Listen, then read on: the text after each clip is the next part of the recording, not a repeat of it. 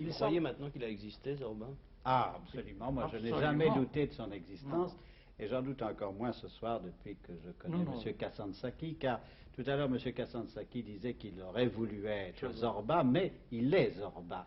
Il est Zorba par ce qu'il écrit, enfin, par ce qu'il pense, par sa sensibilité, absolument. Et d'ailleurs, je dois dire que le personnage principal de ce que en cinéma on appelle celui qui doit mourir, n'est-ce pas? Je dis ce titre volontairement pour que les auditeurs rejoignent enfin, plus facilement votre livre.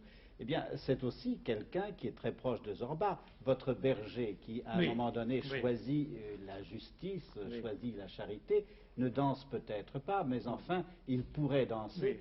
Et j'ai toujours l'impression que vos livres sont très proches du fond mythologique grec, car votre Zorba est après tout une sorte d'Anté, si vous voulez. Il prend contact avec la terre, il y trouve sa force, et c'est dans la terre même qu'il trouve sa force et son ordre. Car s'il est anarchiste, disons d'une façon facile, il a un ordre qu'il respecte, et c'est celui qui est l'ordre de la terre, qui est l'ordre chtonien par excellence. Je crois qu'il faudrait poser quelques questions maintenant sur Le Pauvre d'Assise, qui est le roman qui vient de paraître. Vous avez écrit ce livre par reconnaissance, m'avez-vous dit. François d'Assise vous a sauvé 2 fois la vie. Oui, j'avais une dette envers Saint François d'Assise, c'est pour cela que j'avais le grand désir d'exprimer ma reconnaissance en écrivant sur lui un livre. Et la première fois qu'il m'a sauvé la vie, c'était pendant l'occupation allemande. Les Allemands, j'étais dans une petite île tout près d'Athènes, alors les Allemands n'avaient rien à manger. Et j'étais presque mourant de faim, et tout le monde mourait autour de moi. Alors un jour, je reçois une lettre des frères franciscains qui habitent à Athènes.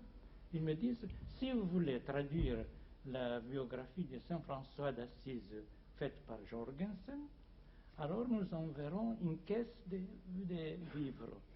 Alors je suis tout de suite, j'ai reçu cette caisse qui avait des choses merveilleuses, presque inconnues déjà. Je les avais oubliées, c'est-à-dire du sucre, du café, macaroni, riz, etc. Et j'ai écrit ce livre-là avec un grand prologue. Et la seconde fois la seconde fois, c'était lorsque j'étais gravement malade. Alors j'ai pensé tout à coup à Saint François d'Assise, c'est-à-dire, je voulais penser à un homme qui a pu vaincre la mort.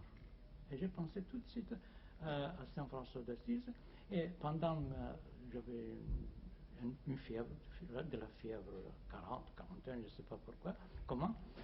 Et ma femme venait, prenait le stylo, et je dicte. Et j'ai commencé à lui dicter Saint François d'Assise. Et surtout, la poésie, les choses poétiques. Je me souviens, je lui ai dit un jour,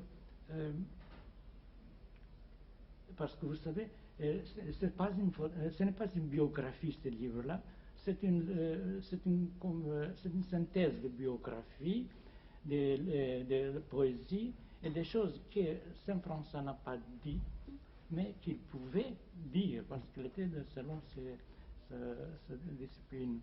Alors j'ai dit à ma femme, prenez le crayon, écrivez.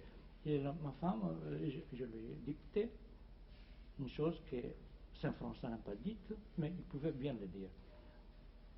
Et il a vu un jour Saint François un amandier en plein hiver.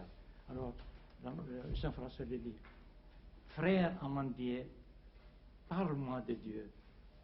Et aussitôt l'amandier s'est couvert de fleurs. C'était tout à fait franciscain, n'est-ce pas?